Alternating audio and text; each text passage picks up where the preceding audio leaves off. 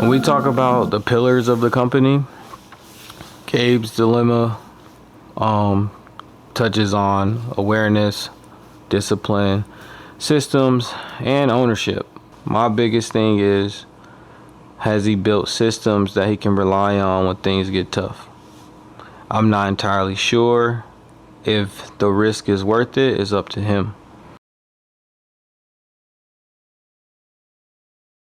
I don't know if I should leave that money in the 401k or take some of it out and start that business, and then that would help me like do that. But I feel like it might be worth it for me to have my own, to make my own money, my like self with my own van, you know, then there's a lot more potential for me to like not even that 20,000 not even have necessarily mattered, you know, if I invest in myself. Yeah, I mean, it becomes a part, like I say, of like you think long term is going to be, you know, more of some stability or some for the long term that compounds, that's supposed to be kind of like protected and away from you. So right now it's like, I get it, you want to basically like, you feel like, all right, this is a pile of money I could use and access to start my business, but that's not technically what it's designed for. I'm just telling you that you're going to take penalty early, right? And then in hopes that as soon as you start the business, it cracks enough in order for it to roll over. The issue is, say if you only dependent on that source and everything else isn't arranged right, you don't have a lot of room for error. So like your risk tolerance is a lot lower, if that makes sense. So you need like the whole transition to go smooth in order to basically like rebound and recoup from there.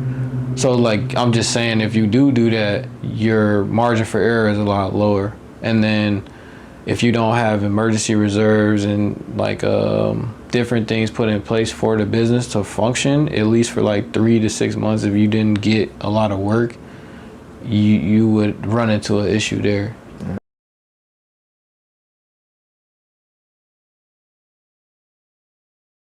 I understand where you're coming from, but you just gotta know like what to do when things come up. Yeah, you gotta understand that like if you prep everything else kind of before that, you don't need to access that money, because that technically a 401k is not designed for you to start your own business with. I think the Fidelity has like a handful of options too, of like, I don't have to necessarily, I can borrow against it, I think too. It's like, so I can like, I could pay myself back, I think. And I wouldn't recommend using that as my first play. Like, that's just what I'm saying. Is I've done it before, but I was still at the place I was working. But I knew I was gonna be there for a minute as well. Like, I was kind of seeing, like, getting the ball rolling. Your thing is supposed to like literally go from you working for them to you working for yourself.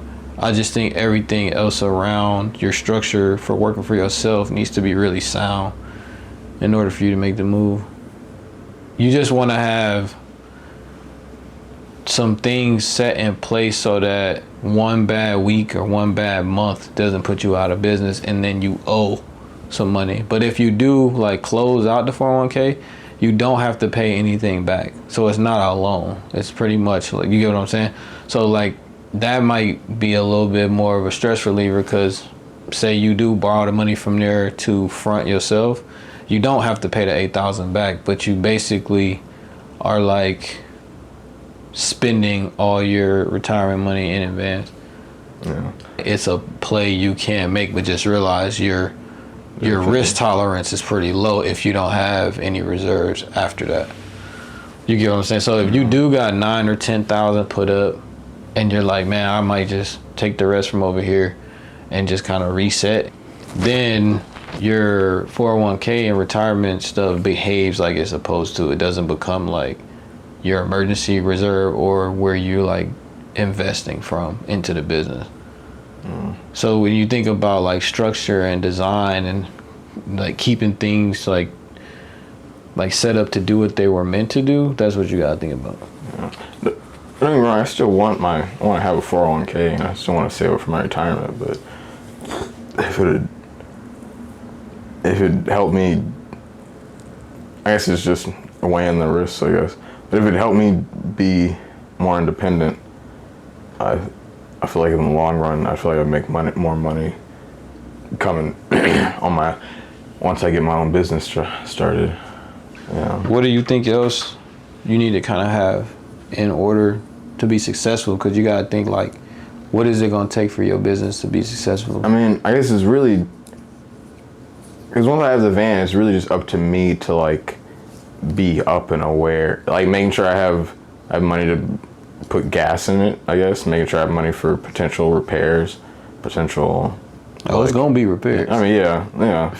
Like I figured I'd probably maybe open like maybe use my personal or open a credit card or something, if anything, if I really need to like make some sort of fix on it. But like with either a brand new van or a pre-certified, pre-owned or whatever, I think I'd be all right. But you just said personal, like you would take it like a personal credit card, right?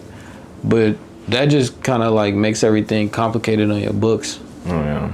So you need a business credit card. I mean, but I guess and I couldn't get like business credit until a year. So I guess like no, you can get business credit right away. You can get a business credit card right away. You can't get a line of credit maybe right away. Oh, okay. Well, I mean, I guess I'd open one of those if I. You know the difference though? The line of credit is like they'd give me, I could take out cash from that, but like a credit card would be like So in a sense, like whatever bank you got, depending who they are, they most likely won't give you a business bank, like your bank won't give you like a business credit card off the jump, right? They're gonna want to see deposits and you earning money. But some other like institutions will kind of like, they'll just go against your credit history, and as long as your paperwork and all that is submitted and it's in order, they might give you a credit card. So say you don't have any access to capital when you start, do you know your runway? You get what I'm saying? So like if you do, grab a 401k and etc., what is your runway in order to survive if, say, like something happens, like you got to be able to pay yourself, you got to be able to pay your bills, like how long do you got till you run out of money?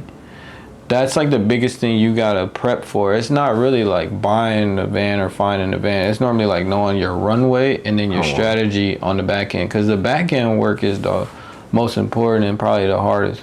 Is like designing the system that works for you and the company in order for it to grow, and then if something happens, you can pay yourself for the week or the month, you can pay your bills, you know what I'm saying, you can do what you got to do. That's why I said it's not a bad strategy, but you got to calculate your runway. You know what I'm saying? And then I would say beyond the runway, you're gonna, like I said, you just got to think about those numbers first.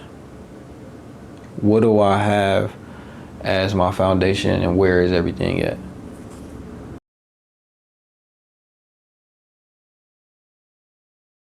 This was really just like a one-off conversation with my little brother. Maybe not necessarily a one-off, but this is like how my life actually goes. These conversations, these strategies, these things, and I just really love talking about it. So he came over, I'm like, yeah, let's just mic up.